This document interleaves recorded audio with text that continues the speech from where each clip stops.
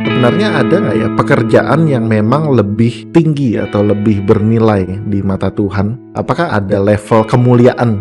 Ranah yang tipis, bagaimana membedakan ini memang passion saya, ini panggilan saya. Teolog Amerika Jonathan Edwards itu pernah bilang bahwa kebebasan memilih itu sebenarnya kebebasan di dalam opsi yang terbatas. Cuma ada beberapa kok. Dan dari beberapa itu kita gumulkan yang mungkin gitu.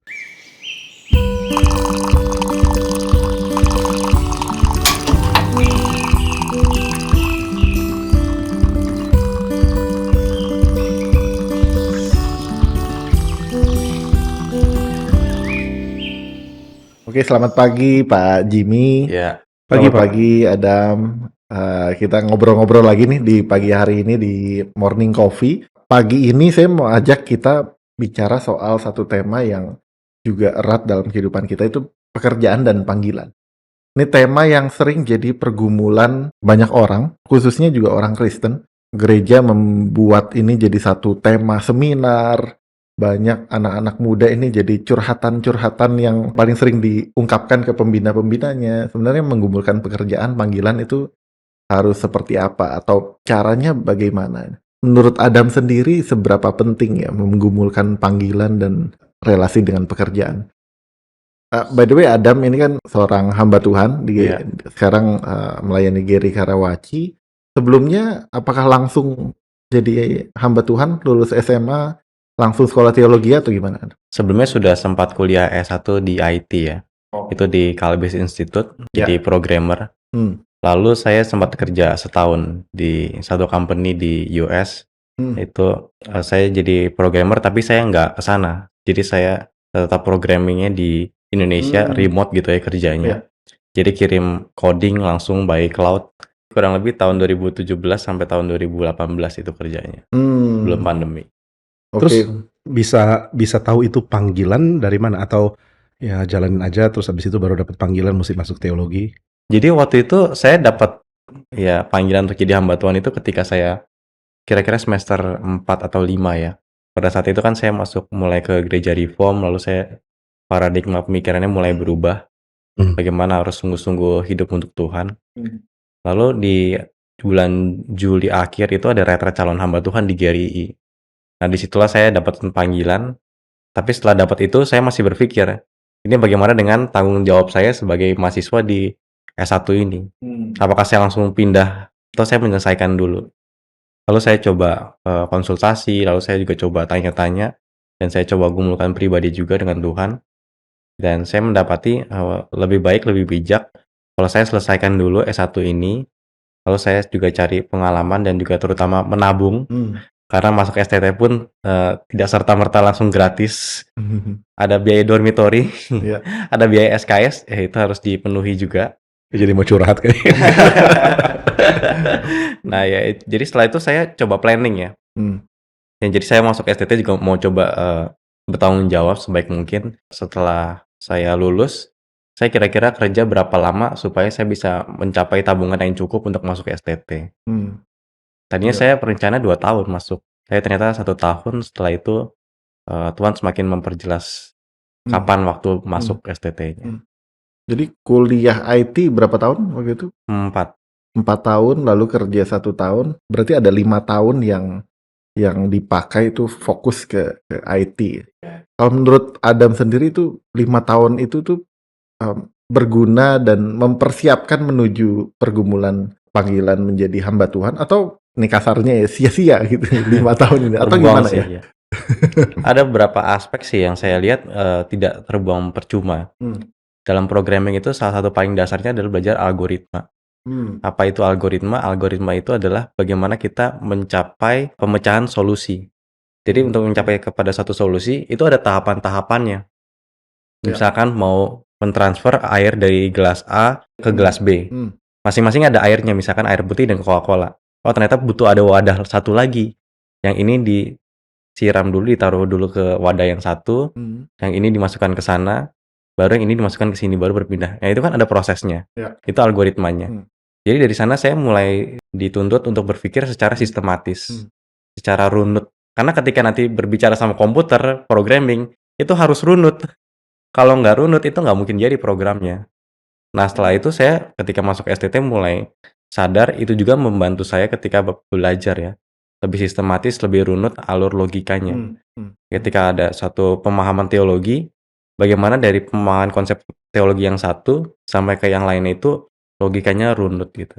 Menarik ya. Tapi apa yang kalau boleh share sedikit, apa yang membuat turning point-nya memang ini jelas panggilan untuk menjadi hamba Tuhan, kalau boleh di-sharingkan seperti apa? Jadi waktu itu saya mulai masuk ke gerakan Reform itu kira-kira November 2015. Jadi dari gereja yang saya sebelumnya itu saya ada pergumulan pribadi juga mengenai ajaran di sana, lalu juga pertumbuhan rohani saya pribadi. Lalu saya mendapati ketika masuk di GRI ada jawaban dan juga ada kelimpahan yang saya dapatkan di sana, di dalam GRI. Lalu saya ikut di dalam pemahaman Alkitab di GRI Pusat. Lalu waktu itu Pak Antonius Un mengajak berdoa bersama-sama tentang penginjilan. Mari kita sama-sama berdoa untuk penginjilan, karena setiap orang yang sudah mendapatkan Injil, dia punya hutang Injil. Nah, ketika yang lain berdoa, yang lain fokus berdoa, saya berpikir, nggak fokus berdoa, ini hutang Injil, maksudnya apa ya? Lalu saya mulai berpikir dari saat itu, iya ya, hutang Injil ya. Berarti saya punya hutang pada Tuhan, berarti ada yang harus saya berikan pada Tuhan. Dan setelah itu saya mulai semakin memikirkan apa yang terbaik yang bisa saya berikan kepada Tuhan. Itu terus saya gumuli sampai akhirnya muncul ada 2 pertanyaan. Apakah saya menjadi seorang hamba Tuhan full time atau menjadi seorang pekerja profesional tapi aktif melayani di gereja? Nah, itu terus saya gumuli, saya doakan dan juga saya tanya kepada hamba Tuhan maupun juga kepada rekan-rekan sepelayanan di gereja. Dan makin lama setelah dalam pergumulan tersebut, akhirnya semakin dikonfirmasi sih dari apa yang saya doakan pada Tuhan, lalu juga konfirmasi daripada rekan-rekan sepelayanan dan juga hamba Tuhan yang lain. Dan terakhir paling dikonfirmasi adalah ketika di retret calon hamba Tuhan itu, ketika di calling. Konfirmasinya gimana? Kalau waktu itu di acara retret calon hamba Tuhan, di 2 sesi sebelum ada calling, itu ada break. Ketika break, lalu saya ngedengar waktu itu ada orang yang lewat lalu ada kata-kata calling. Lalu ada teman saya yang dekat, lalu saya tanya sama dia, "Memang nanti akan ada calling ya?" Lalu teman saya jawab, "Lu polos amat sih Dam, ya iyalah acara kayak begini ada calling, masa nggak ada?" gitu. Lalu dari semenjak itu saya mulai pikir, ini nanti kalau misalkan di calling, saya akan jawab apa ya sama Tuhan ya? Alasan valid apa yang akan saya berikan kepada Tuhan gitu. Karena saya mulai berpikir, kalau alasannya tidak valid kasih ke Tuhan ya tentu itu alasan yang nggak benar, nggak akan Tuhan terima gitu. Misalkan alasan yang nggak valid, alasannya karena males gitu, itu kan tentu bukan alasan yang valid. Terus saya mulai berpikir, jadi selama 2 sesi terakhir itu, saya lebih fokus memikirkan apa yang akan saya jawab kepada Tuhan. Alasan valid apa ya? Apakah orang tua tidak setuju? Terus saya mulai berpikir, sepertinya orang tua juga akan setuju-setuju saja gitu. Apakah karena alasan uang? Tapi di sisi yang lain saya mikir, nanti Tuhan yang pasti akan juga cukupkan. Apakah saya tidak bisa berbicara di depan banyak orang untuk berkhotbah nantinya? Kalau saya juga teringat ketika Musa ya, dia sendiri pun mengatakan dia bukan fasih lidah, tetapi Tuhan mengatakan siapa yang menciptakan lidahmu. Dan setelah itu mulai semakin mendekati sesi calling, saya udah merasa, wah udah Tuhan ini nggak ada alasan valid apapun yang saya bisa berikan gitu. Akhirnya ya udah setelah itu ada sesi calling, saya mengangkat tangan, sisanya adalah air mata. Tapi kalau boleh mundur lagi ya, maksudnya konfirmasi bahwa saya dipanggil Tuhan, tapi terus saya masih ragu-ragu, mungkin saya pakai alasan saya nggak bisa ini, nggak bisa itu. Tapi momen kita tahu atau Adam tahu dipanggil Tuhan itu apa itu? Konfirmasi apa? Karena kan ini jadi pertanyaan banyak orang kan. Iya. Saya dipanggil nggak ya? Saya udah kerja kantoran misalnya kayak Sam. Apakah saya harus jadi hamba Tuhan juga gitu? Apa jangan-jangan saya mengeraskan hati? Ini agak sulit dijelaskan ya. Ada yang mengatakan ada ini ya, ada desakan seperti itu di dalam hati diri sendiri yang mengatakan ya memang kamu saat ini dipanggil oleh Tuhan. Tetapi itu rasanya sedikit berbeda daripada kata-kata sendiri. Tapi seperti Roh Kudus yang mengatakan kepada saya gitu, semakin menguatkan ya, sudah saatnya serahkan diri kepada Tuhan gitu. Ini Pak Jimmy, ini pengalaman dari seorang yang bergumul untuk panggilan menjadi seorang hamba Tuhan full timer. Apakah pengalaman-pengalaman atau prinsip-prinsip yang sama bisa berlaku juga untuk panggilan yang lain, Pak? Atau memang ini eksklusif untuk Ada perasaan tertentu yang tak iya, terjelaskan. betul. Karena kadang-kadang Jadi yang subjektif berani banget. yang berani bersaksi dan yang ya maaf saya pakai kata cocok untuk bersaksi dengan seperti ini sepertinya hanya panggilan untuk hamba Tuhan. Apakah begitu, Pak? Atau memang sebenarnya menjalani panggilan yang lain pun juga harus seserius, sebergumul, dan seterbeban itu?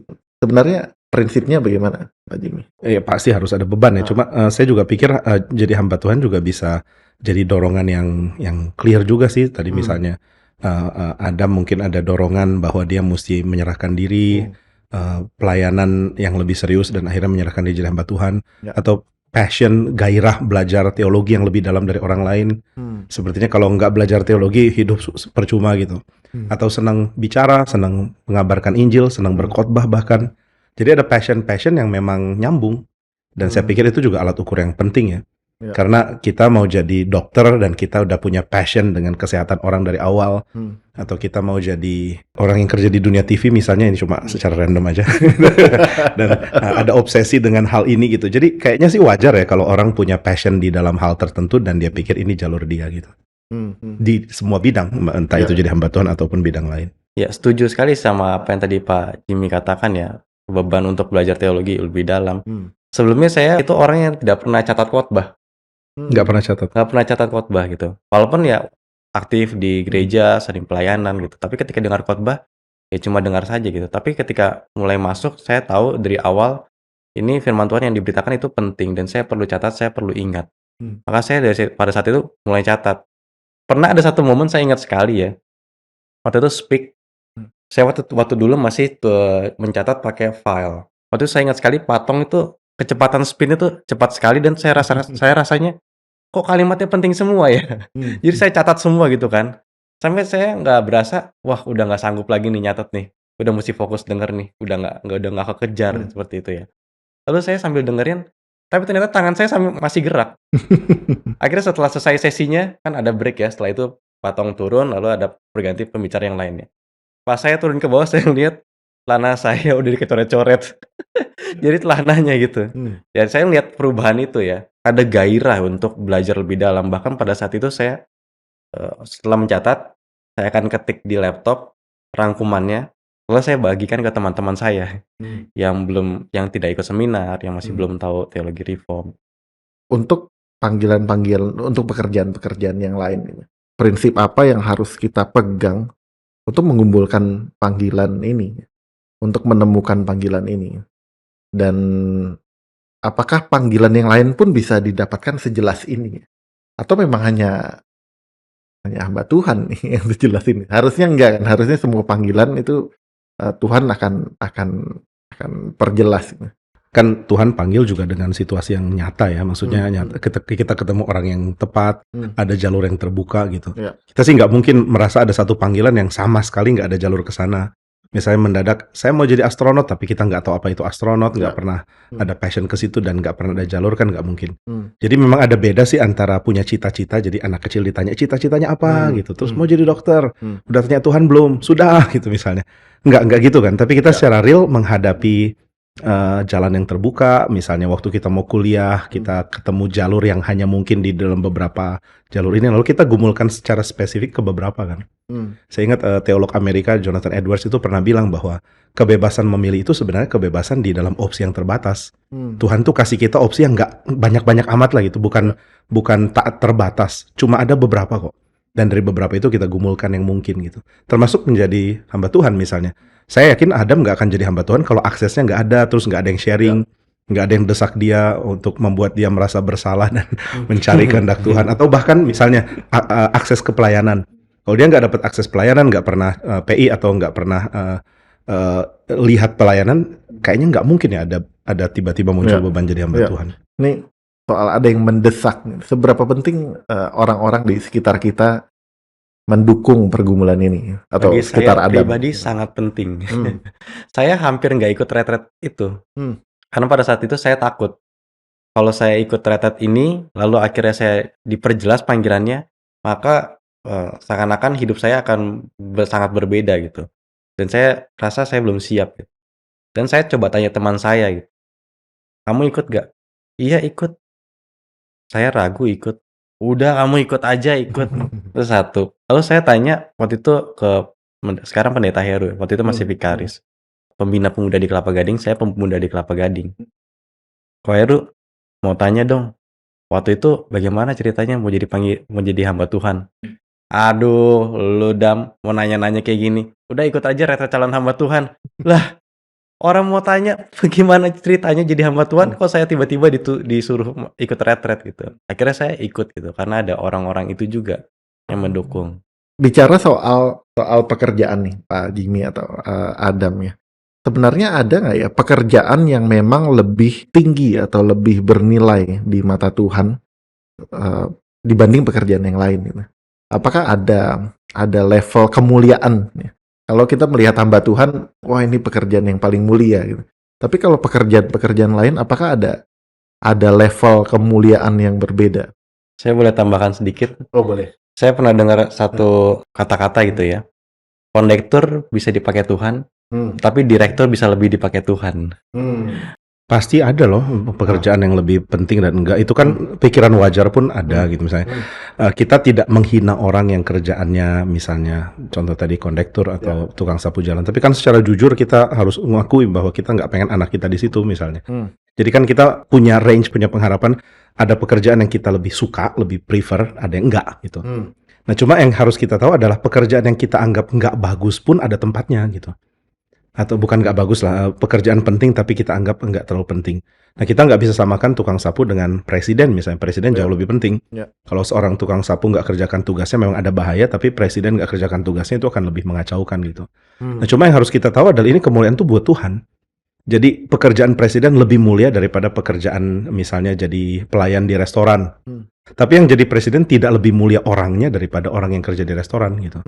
Jadi kita mesti bedakan antara kemuliaan orang dengan kemuliaan pekerjaan. Kayaknya ini penting. Nah, tapi apakah level kemuliaan yang berbeda itu juga jadi satu hal yang harus kita pikirkan ketika menggumulkan panggilan hidup kita, personal kita, Pak? Atau balik lagi ke yang Pak Jimmy bilang ya, kalau memang Tuhan kasih pilihannya itu ya fokuslah kepada pilihan-pilihan itu saja. Oh, tapi waktu kita dapat pilihan memang nggak ada opsi lain, kita nggak mungkin pilih di luar itu. Maksudnya kalau kita pilih di luar itu, pasti kita pilih secara real karena ada jalurnya, misalnya kita bisa cari, bisa kejar gitu. Jadi saya pikir ya nggak masalah ya kalau kita mau memaksimalkan kemampuan kita untuk pekerjaan yang lebih rumit, lebih demanding, lebih menuntut bakat, lebih menuntut kerja keras, lebih menuntut disiplin. Tapi ya itu tadi ya, jangan sampai kita merasa kita orang yang lebih baik karena pekerjaan kita gitu. Itu yang jadi problem. Ini pergumulan pribadi saya juga. Saya tadi konseling lumayan Pak sekalian. saya kan kerja di industri pertelevisian itu. Saya pernah bergumul Pak. Apakah pekerjaan ini itu pekerjaan yang mendukung ya kalau bahasa ini mendukung kerajaan Allah gitu. Apakah ini atau bahasa yang lebih ringannya apa ini pekerjaan yang baik? Kadang-kadang saya berpikir bahwa ini kok banyak efek negatifnya juga ya. Apakah pekerjaan ini tuh bisa ditebus gitu? Atau memang udah hopeless? Ya tentu ada pekerjaan yang benar-benar ini jelas dosa, misalnya apa ya, pelacuran ya, itu jelas nggak bisa ditebus, itu jelas dosa. Tapi apakah ada pekerjaan-pekerjaan yang masih terlalu abu-abu sehingga kita harus pikirkan benar-benar apakah itu pekerjaan yang layak untuk kita berikan energi dan waktu untuk kita gumulkan. Ada prinsip-prinsip yang bisa kita pakai ya Pak untuk menilai oh ini jangan deh. Ada sense yang kita bisa dapat gitu, lingkungan kita itu udah parah banget atau enggak. Jenis pekerjaan sendiri mungkin masih sangat mungkin untuk berguna. Kita bisa argue atau mengatakan bahwa karena ada bidang saya ini atau ada tempat saya kerja ini, orang-orang paling nggak bisa dapat kerja gitu. Ini kan salah satu prinsip kenapa orang berbisnis itu dianggap sebagai usaha yang juga bisa dibilang sebagai panggilan dari Tuhan gitu. Karena paling nggak waktu didirikan bisnis dia bisa membuat orang dengan bakatnya itu bisa memaksimalkan bakatnya. Jadi kayaknya dalam bidang yang masih bisa abu-abu, maksudnya masih bisa dibawa ke positif gitu. Yang harus kita lihat lebih utama sih ininya ya, strukturnya orang-orang di dalamnya gitu. Apakah kita bisa lihat pimpinan kita dan orang-orang di dalamnya itu mengerjakan hal yang pantas dan adil. Kalau udah terlalu rusak ya, bahkan kalau itu pun lembaga Kristen atau lembaga rohani pun ya kayaknya kita nggak bisa bertahan di situ ya. Dan pilihannya ya tinggalkan itu. Dan Kalau masuk memang STT. kita nggak dan masuk STT. Kalau memang kita nggak punya otoritas atau memang akses untuk bisa mempengaruhi lembaga tersebut ini, memang pilihannya jadi meninggalkan pekerjaan itu ya, Pak ya. Ya kalau ini ya, kalau benar-benar keadaannya korup, nggak adil dan jangan sampai karena kita nggak nyaman lah gitu, Ya, kita nggak nyaman terus berhenti, nanti dimanapun nggak nyaman berhenti. Nah ini masalah nyaman nggak nyaman itu masalah hati, masalah emosi. Ini juga seringkali menjadi alat bantu untuk kita menggumulkan panggilan, tapi juga seringkali menjadi Alasan. jadi Batu sandungan. jadi Justifikasi. distraction, jadi batu sandungan gitu untuk kita menemukan panggilan ya. Kalau Adam sendiri ketika menggumulkan jadi seorang hamba Tuhan, seberapa besar peranan emosi, dorongan? Nah, itu tadi kan ada ngomong dorongan. Dorongannya cukup bervariasi. Jadi ada masa-masanya saya begitu bergairah, begitu menggebu-gebu ya. Terutama waktu setelah calling itu, kan saya merencanakan untuk 2 tahun. Lalu dalam prosesnya, ternyata saya 1 tahun setelah lulus S1, saya masuk STT. Ada momennya waktu itu saya membaca buku biografi Pak Tong, lalu saya begitu tersentuh, terharu karena melihat teladan juga pengorbanan beliau. Lalu akhirnya saya langsung ke STT, lalu saya langsung ambil form. Dan ternyata pas sampai di sana saya nggak bisa langsung isi semua, karena harus TOEFL. Saya harus persiapan TOEFL. Oh ternyata ada mesti persiapan TOEFL ya. Oke baik, saya coba persiapkan, sambil saya pikirkan kayak. Walaupun saya sadar juga, ini saat ini tabungan belum cukup gitu ya. Tapi dorongannya udah iya, sangat besar. Akhirnya saya pulang kembali, saya gumulkan lagi gitu. Ya. Dan ada juga satu waktu yang paling akhirnya menjadi patokan saya betul-betul masuk, itu ketika momen gembala sidang di Kelapa Gading pada saat itu, Pak Billy, itu dia tahu saya ada panggilan dan dia telepon saya. Dia telepon, Adam kamu ada panggilan? Iya Pak. Kendalanya apa? Kenapa kamu belum masuk gitu? Lalu saya ceritakan kendalanya karena saya sekarang ini masih menabung. Lalu dia katakan, oh ya sudah kalau misalkan memang permasalahannya itu coba kamu masuk saja. Nanti kita bicarakan lagi. Setelah itu, oke, siap Pak. Lalu saya cuma bisa bengong. Udah ya, ternyata kalau halangan itu sudah nggak ada kan berarti sudah memang saya harus masuk ke dalam kan. Sudah setelah itu saya langsung persiapkan dokumennya segala macam, TOEFL-nya saya langsung persiapkan semaksimal mungkin dalam waktu yang ada. Setelah mulai pelayanan ada penyesalan? Puji Tuhan tidak, semakin terkonfirmasi, menikmati. Ini bukan karena Walaupun ada beratnya juga. Bukan karena sedang berbicara kepada gembala Giri Karawaci kan? Bukan dalam tekanan jawabannya. Dalam keadaan sadar dan tenang. Oh, dalam keadaan sadar, tenang dan berpikir rasional. Saya mau tanya sedikit ke Pak Jimmy, boleh? Boleh dong. Ini kita saling bertanya. Saling bertanya. Tadi kan Pak Jimmy sempat singgung ada tentang passion juga ya Pak dalam panggilan. Tapi mungkin ini bisa menjadi satu ranah yang tipis. Bagaimana membedakan ini memang passion saya, ini panggilan saya. Apakah passion itu bisa berjalan bersama atau itu juga ada perbedaan yang perlu kita ketahui?